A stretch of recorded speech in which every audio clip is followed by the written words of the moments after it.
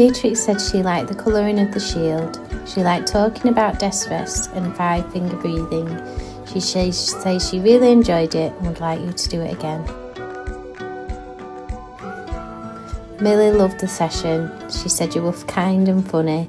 Her best bits were drawing the shield and the idea about wrapping up a box when someone is sad.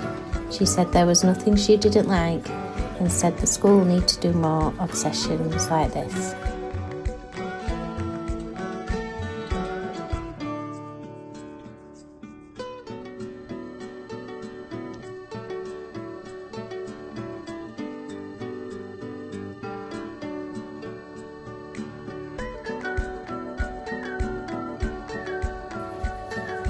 Be the reason a child feels welcomed, seen, heard, valued, loved. And spread love as thick as you spread Nutella.